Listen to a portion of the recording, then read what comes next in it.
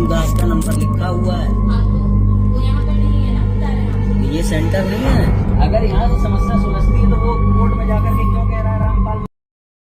तो अभी हम लोग चलते हैं अंदर, चल करके यहाँ के जो व्यवस्थापक है उनसे हम बात करते हैं कि किस प्रकार से यहाँ कार्यक्रम होता था, क्या होता था। चलिए। तो इस समय हम शुभम पैलेस के अंदर हैं और ये शुभम पैलेस के व्यवस्थापक हैं जिनको की मतलब कि पूरी जानकारी ना देते हुए कि किस तरह का कार्यक्रम है, धार्मिक कार्यक्रम बता करके और जो है यहाँ पर रामपाल का कार्यक्रम किया जाता था, इनको भी पूरी जानकारी नहीं दी गई थी कि वास्तविकता में ये लोग ब्रह्मा विष्णु महेश का कितना अपमान करते हैं, सनातन धर्म का कितना अपमान करते हैं। यहाँ तक कि इनको ये सब बातें नहीं मालूम थी कि दुर्गा माता के बारे में उन्होंने कितनी अश्लील बातें उसमें अपनी किताबों में लिखी हैं। तो भाई साहब आप थोड़ा सा बताएंगे कैसे क्या कार्यक्रम था उनका यहाँ पे। जो कार्यक्रम यहाँ पे करीबन 4-5 महीने से हो रहा था जी, महीने की पहली तारीख को। अच्छा। और जितनी जानकारी उन्होंने हमको दी थी उसी हिसाब से हमने उनको परमिशन दे दिया था कि भाई कर लो। जी जी जी। लेकिन जब बाद में हमको मालूम हुआ या तो हमारे सनातन धर्म के भी विरुद्ध कार्यक्रम हो रहा है जी, तो फिर हमने अपने जिनका ये गेस्ट हाउस है जी, उनको ये बताया, तो उन्हीं के आदेशानुसार भी हमने उस प्रोग्राम की परमिशन देना बंद कर दिया उनको। जी जी जी। और अभी फ़िलहाल उनका कार्यक्रम यहाँ पे 5 या 6 महीने से अब नहीं हो रहा है। हाँ, वो लगभग मेरे ख्याल से जब वो एक्टिवेट हुई थी मई में हुई थी हमारी FIR। अव्वल तो उनको परमिशन ही नहीं मिली है वहाँ से डीएम के द्वारा। उन्होंने डीएम साहब ने परमिशन जो नहीं दिया है। प्रशासन के द्वारा परमिशन होनी चाहिए इस तरह की सभा लगाने की, वहाँ से प्रशासन के द्वारा परमिशन मिलना भी बंद हो गई। और यहाँ पर ये भी जागरूक हो गए जो शुभम पैलेस के जो व्यवस्थापक गण हैं, जिनकी आंखों में धूल झोंका जा रहा था, ये बताते हुए कार्यक्रम किया जा रहा था कि हम सनातन धर्म का कार्यक्रम करते हैं। तो ये भी एक परोपकार की भावना से वो कार्यक्रम कराने की अनुमति देते थे अपने यहाँ। इसके लिए आप कोई शुल्क वगैरह नहीं, वो जब 2-3 बार यहाँ पे पुलिस आ गई,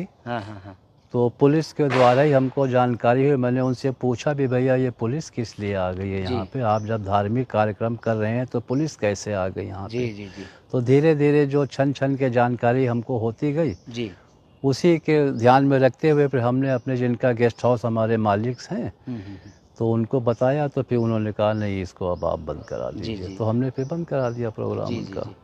तो देख रहे हैं आप किस तरीके से परोपकार की भावना से हिंदुओं को ही बरगला करके उनको उनकी जानकारी के बाहर उनको जो है भ्रम फैला करके और उन्हीं का फ़ायदा उठाते हुए अपने कार्यक्रम का, अपनी चीज़ों का प्रचार प्रसार कर रहे हैं। पर मैं आपकी जानकारी के लिए बता दूं कि हमने जो याचिका लगाई है हाई कोर्ट में, उच्च न्यायालय में, उसमें करीबन हमने उदाहरण के रूप में, केवल उदाहरण के रूप में 50 ऐसी बातें बताई हैं जो ये रामपाल बोलता है और जो उसकी किताब उसके नाम से छपने वाली किताबों में छपती हैं, और जिसे सुनकर किसी भी हिंदू के कानों में तेजाब मतलब लोहा पिघला के डाल दिया हो, ऐसी बातें हैं।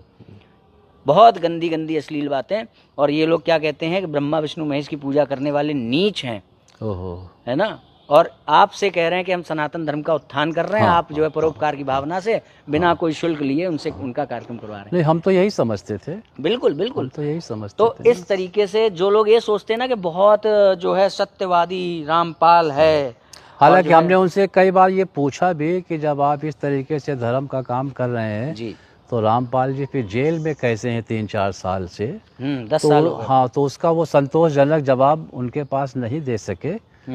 तो फिर हमने अरे अभी आपको बताएं, अभी हम वहाँ अड्डे पे गए थे। अच्छा, जो अब वहाँ से भाग गए वो लोग। किताबें यहाँ पे जब कार्यक्रम होता था तब किताबें भी रखते थे। किताबें जो लोग आते थे उनके जो अनुयायी कह लें या जो भी कह लें, उनको ही ये किताब बांटते थे। वो लोग किताब लाते थे अपने और साथ उनसे वो शुल्क भी लेते थे। जी। शुल्क भी लेते तो अभी जब हम वहाँ अड्डे पे गए, हाँ। हमने पूछा वो किताबें हैं, बोल रहे किताबें नहीं है, किताबें गायब हो गई। हाँ, और वहाँ पे आने वाले जो अनुयायी मतलब अपने आप जो भ्रमित हो गए हैं, फंस गए हैं, वो कह रहे हैं कि भैया रामपाल रोज रात को जेल से बाहर आता है और सुबह जेल फिर चला जाता है। उनको ये तक बरगलाया गया है। तो आप देख सकते कितने तो बाहर आता है तो चोरी से आता होगा। चोरी ना तो उसकी बेल हुई है, तो आप ये देख सकते हैं कि कितनी चोरी, धांधलेबाजी, झूठ, फरेब, धोखे पे ये सब खड़ा हुआ है। और कहने वाले कहते हैं कि संत है, कहने वाले कहते हैं कि भगवान है। हाँ, तो ये सोचने की बात है। बहुत बहुत धन्यवाद भाई साहब, आपने समय दिया अपना। और आगे से कहूंगा कि इस तरीके का ना सवाल ही नहीं पैदा होता, जांच परख के ही उसको जो सवाल ही अपने नहीं यहाँ पे पैदा जगह होता, दें, है ना। सवाल ही नहीं पैदा होता। ठीक है भाई, जय श्री राम। जय श्री।